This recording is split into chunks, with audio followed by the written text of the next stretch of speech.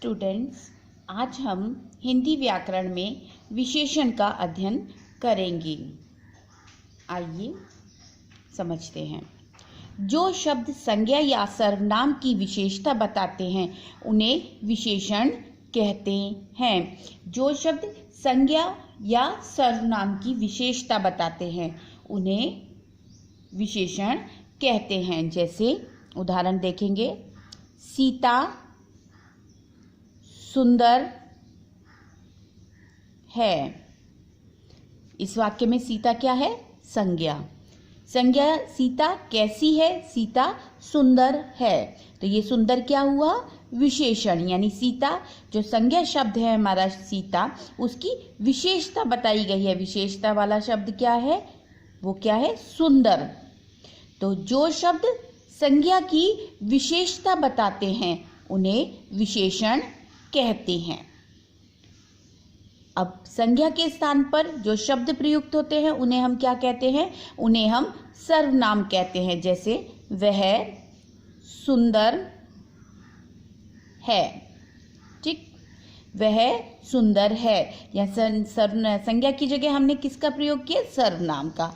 जो शब्द संज्ञा या सर्वनाम की विशेषता बताते हैं, अब यहाँ पर सीता नहीं है, यहाँ पर क्या है? वह सुंदर है। सर्वनाम शब्द। वह कैसी है?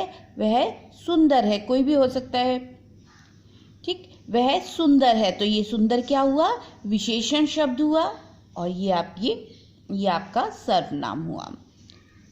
आगे देखते हैं, विशेष्य। विशेषण जिन संज्ञा या सर्वनाम शब्दों की विशेषता बताते हैं उन्हें विशेष्य कहते हैं। यानी संज्ञा या सर्वनाम शब्दों की जो विशेषण शब्द संज्ञा या सर्वनाम शब्दों की विशेषता बताते हैं वे विशेष्य कहलाते हैं। जिनकी विशेषता बताई जा रही है, जिन संज्ञा या सर्वनाम शब्दों की विशेषता बताई जा रही है वो क्या कहलाएंगे? विशेष्य। ठीक, इनको हम क्या कहेंगे? विशेष्य। जैसे आप आगे देखेंगे यहाँ पे संज्ञा या सर्वनाम नहीं लिखेंगे, मतलब कि जैसे आपसे कहें विशेषण या विशेष्य छाटिए, तो ये जो संज्ञा या सर्वनाम शब्द है ये क्या हो जाएंगे? विशेष्य। ठीक है, विशेषण, ये विशेषण जिन संज्ञा शब्दों की या संज्ञा या सर्वनाम शब्दों की विशेषता बता रहे हैं। इस वाक्य में आप देखेंगे वह सुंदर है। ये सुंदर शब्द किसकी विशेषता बता रहा है? सर्वनाम की। ऊपर वाले वाक्य में किसकी बता रहा है? संज्ञा की। ठीक, तो विशेषण जिन संज्ञा या सर्वनाम शब्दों की विशेषता बताते हैं उन्हें विशेष्य कहते हैं। तो ये विशेष्य हुए और ये विशेषण हुआ। ठीक, जो शब्द संज्ञा या सर्वनाम की विशेषता बताते हैं उन्हें विशेषण कहते हैं। विशेषण जिन संज्ञा या सर्वनाम शब्दों की विशेषता बताते हैं, जिनके की विशेषता बताई जा रही है, वे विशेष्य कहलाते हैं। आगे देखते हैं, प्रविशेषण। जो शब्द विशेषणों की भी विशेषता बताते हैं वे प्रविशेषण कहलाते हैं। जैसे यह गाड़ी बहुत सुंदर है। यह गाड़ी बहुत सुंदर है। यहाँ गाड़ी क्या हो गया? संज्ञा। ठीक, विशेषण सुंदर और बहुत सुंदर। एक तो सुंदर हुआ, सुंदर तो विशेषण हो गया, लेकिन बहुत क्या हुआ? ये आपका हो गया प्रविशेषण। यानी सुंदर की भी विशेषता बताई गई है।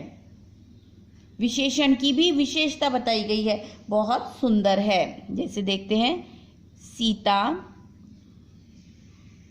बहुत मधुर गाती है।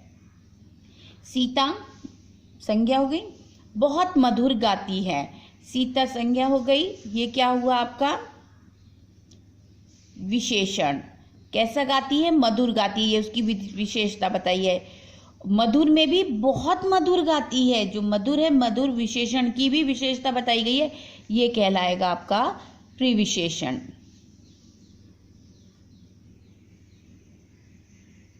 ये विशेषण।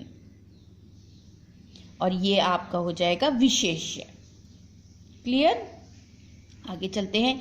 विशेषण के भेद। विशेषण के 4 भेद हैं। पहला गुणवाचक, संख्यावाचक, परिमाणवाचक और सार्वनामिक या संकेतवाचक विशेषण। गुणवाचक विशेषण सबसे पहला हम देखेंगे। गुणवाचक विशेषण, जैसे नाम से ही स्पष्ट हो रहा है, इसमें गुण है और गुण दोनों ही प्रकार के होते हैं, अच्छे गुण और बुरे गुण। आगे देखेंगे। जो विशेषण संज्ञा या सर्वनाम के रंग, रूप, आकार, प्रकार, स्वाद, गंध, स्थिति, गुण या दोष के विषय में बताते हैं वे गुणवाचक विशेषण कहलाते हैं। ठीक? जो किसी के आकार या प्रकार के बारे में बताएं, सुगंध, गंध के बारे में बताएं, रूप रंग के बारे में बताएं, गुण दोष के बारे में बताएं, वे सब किसके अंतर्गत आएंगे? वो विशेषण शब्द गुणवाचक विशेषण के अंतर्गत आएंगे। आइए गुणवाचक विशेषण के कुछ उदाहरण। गुणवाचक विशेषण के उदाहरण देखिए, इस प्रकार दिए हैं आपकी पुस्तक में। गुण बोधक, जो गुण का बोध कराए। अच्छा, गुण का मतलब उसकी अच्छे गुण का, अच्छा, सुशील, कलात्मक, ईमानदार इत्यादि। दोष बोधक, जो उसके दोष का पता करे, दोष के बारे में बताएं, बुरा, बेरहम, झूठा, मक्कार, भ्रष्टाचारी। रंग बोधक, जो रंग का बोध कराएं, लाल, पीला, नीला, हरा, कि आसमान नीला है। दिशा बोधक, उत्तरी, पूर्वी, पश्चिमी, किसी भी दिशा का बोध कराएं। दशा बोधक, उसमें दशा का, बीमार है, स्वस्थ है, अमीर है, गरीब है, दीन है। स्पर्श बोधक, ये वो शब्द हैं जो आपको विशेषण में मिलेंगे। दशा बोधक, बीमार, स्वस्थ, अमीर, ये सब किसके अंदर आएंगे? गुणवाचक विशेषण के अंतर्गत आएंगे। इसमें आपको ये नहीं ना काल बोधक विशेषण, आपकी पुस्तक में ऐसे अभी विस्तृत तौर पर नहीं दिया हुआ है, इसलिए आप ये सब किस में रखेंगे? गुणवाचक विशेषण में। स्पर्श बोधक, कोमल, कठोर, मुलायम, खुरदुरा। आकार प्रकार बोधक, गोल, चकोर, आयताकार, त्रिभुज। गंध बोधक, खुशबूदार, बदबूदार। काल बोधक, नया, पुराना, दैनिक, साप्ताहिक। स्थान बोधक, शहरी, ग्रामीण, प्रांतीय। अनुभवों का बोध कराने वाले, हल्का, भारी, खट्टा, मीठा, कड़वा, ये सब आपका गुणवाचक में आएंगे। आगे हम पढ़ते हैं संख्यावाचक विशेषण। जो विशेषण शब्द संज्ञा या सर्वनाम की संख्या का बोध कराते हैं वे संख्यावाचक विशेषण कहलाते हैं, जिसके अंदर काउंटिंग दी हुई होगी, यानी गिनती दी हुई होगी, नंबरिंग दी हुई होगी। जैसे संख्यावाचक विशेषण 2 प्रकार के होते हैं। संख्यावाचक विशेषण 2 प्रकार के होते हैं, निश्चित संख्यावाचक और अनिश्चित संख्यावाचक विशेषण। ठीक? संख्यावाचक जिसमें काउंटिंग दी होगी, नंबर दिए हुए होंगे, कि जैसे मुझे 2 केले दे दो, या मैंने 2 केले खरीदे, यहाँ पर नंबर दिया होगा। जैसे आप देखेंगे, पहली बार मैंने निधि को गाते देखा। इस वाक्य में पहली बार यानी फर्स्ट टाइम देखा उसने, पहली बार, एक बार ही, है ना, पहली बार। तो ये किस में आएगा? निश्चित में आएगा, ये निश्चित वाचक में आएगा कि हाँ उसने पहली बार देखा। पेड़ पर एक चिड़िया है, एक पक्का है कि एक ही चिड़िया बैठी है, तो ये निश्चित वाचक। अनिश्चित संख्यावाचक विशेषण, उसके चेहरे पर कई भाव आए, उसके चेहरे पर कई भाव आए, 1, 2, 3, कोई अनगिनत भी हो सकते हैं, कितने भाव आए हम नहीं जानते, तो ये अनिश्चित संख्यावाचक होगी। जिसमें एक निश्चित संख्या दी होगी वो निश्चित संख्या में आएंगे, और अनिश्चित जिसमें कई, कुछ, बहुत सी ऐसे शब्द दिए होंगे। आंगन में बहुत सी औरतें बैठी हैं, कितनी औरतें हैं? 2 हैं, 4 हैं, 6 हैं, 10 हैं, बहुत सी में 1000 भी हो मतलब कितनी भी हो सकती हैं, अनगिनत। तो यहाँ ये आएगा अनिश्चित संख्यावाचक विशेषण, जिसमें काउंटिंग दी होगी वो आपका संख्यावाचक विशेषण होगा। आगे देखिए थर्ड, परिमाणवाचक विशेषण। परिमाण का अर्थ होता है मात्रा या नापतोल। जो विशेषण शब्द संज्ञा या सर्वनाम का परिमाण अर्थात नापतोल या मात्रा का बोध कराते हैं वे परिमाणवाचक विशेषण कहलाते हैं। जैसे उसमें ये भी दो प्रकार के होते हैं, इसके परिमाणवाचक के भी दो भेद होते हैं, निश्चित और अनिश्चित। ठीक, इसमें वो चीज आएगी जो लिक्विड होगी, तरल होगी, और दूसरा जिसे मापा जा सके यानी जिसको नापा जा सके। जैसे दूध वाला 2 लीटर दूध दे गया है। कितने लीटर? 2 लीटर। ठीक, 4 मीटर कपड़ा खरीदा। उसने 4 मीटर कपड़ा खरीदा, ये भी कर सकते हैं। उसने 4 मीटर, यहाँ संख्या दी हुई है, 4 मीटर है कपड़ा यानी नाप दिया हुआ है, 4 मीटर कपड़ा खरीदा। तो ये आपके परिमाणवाचक विशेषण कहलाते हैं। अब इनके दो भेद होते हैं परिमाणवाचक के। निश्चित परिमाणवाचक में तो यही है, दूध वाला 2 लीटर दूध दे गया। एक निश्चित संख्या दी, निश्चित जो मापदंड होगा वो निश्चित उसका नंबर दिया हुआ होगा कि कितने लीटर दूध दे गया, 3 लीटर, 4 लीटर, 5। ये दूध वाला कुछ लीटर दूध दे गया है, तो कुछ लीटर में ये इसमें आ जाएगा आपका अनिश्चित वाचक में, जिसमें कोई संख्या नहीं दी होगी, कोई नापने की संख्या नहीं दी होगी, वो अनिश्चित वाचक में आएगा। सार्वनामिक या संकेतवाचक विशेषण। यदि कोई शब्द संज्ञा के स्थान पर प्रयोग किया जाता है तो हम उसे सर्वनाम के रूप में देखते हैं। जब हम संज्ञा के स्थान पर, जैसे पहले सीता की जगह वह प्रयोग किया था, संज्ञा के स्थान पर जो भी शब्द हम प्रयुक्त करते हैं उसे सर्वनाम की दृष्टि से देखते हैं। परंतु जब संज्ञा के साथ कोई सर्वनाम होगा,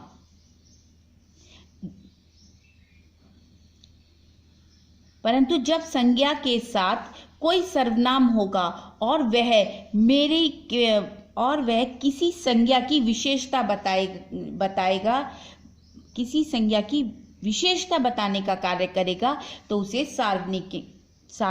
सार्वनामिक विशेषण कहा जाएगा। जैसे आप उदाहरण से समझें, जैसे भाई बहुत ईमानदार है। भाई क्या है? संज्ञा। ठीक, ईमानदार विशेषण हो गया आपका, ये प्रिविशेषण हो गया। ठीक है, ये आपको क्लियर है।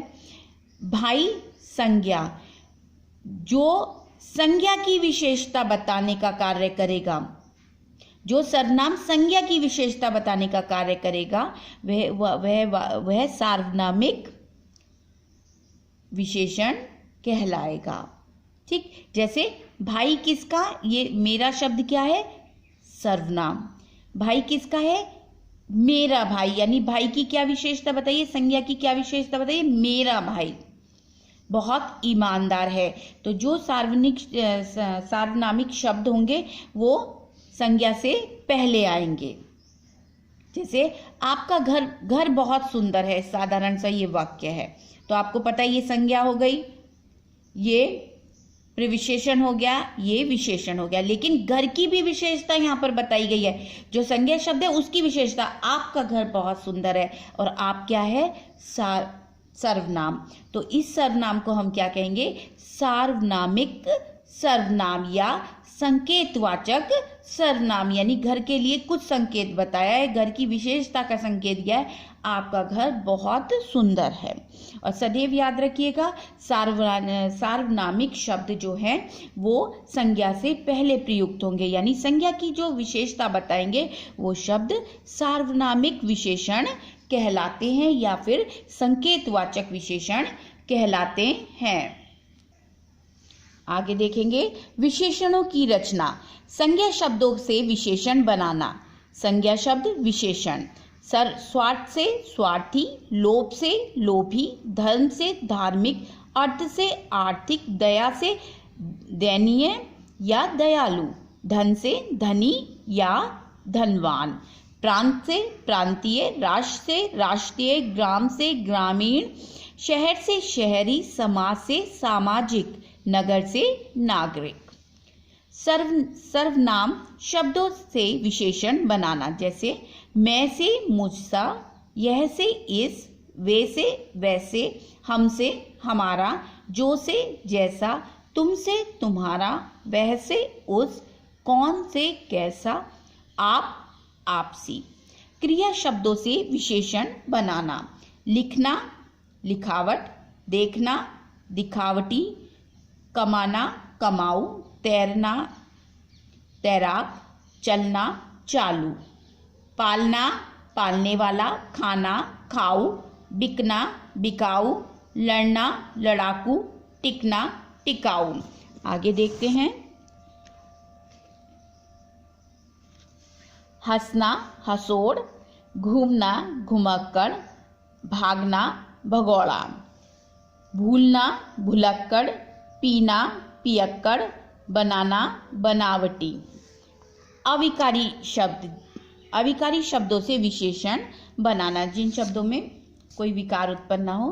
केंद्र केंद्रीय, ऊपर ऊपरी, भीतर भीतरी, आगे अगला, बाहर बाहरी, अंदर अंदरूनी, अंतर आंतरिक, पीछे पिछला। ये आपकी पुस्तक में दिए गए हैं विशेषणों की रचना। अब आप इसको अपनी पुस्तक में बहुत ध्यान से याद करेंगे। विशेषण की परिभाषा, विशेष्य की परिभाषा, प्रविशेषण की परिभाषा, विशेषण के भेद, कि विशेषण 4 प्रकार के होते हैं, उन चारों की परिभाषा, गुणवाचक, संख्यावाचक, परिमाणवाचक और सार्वनिक या संकेतवाचक विशेषण, इनकी आप परिभाषा याद करेंगे।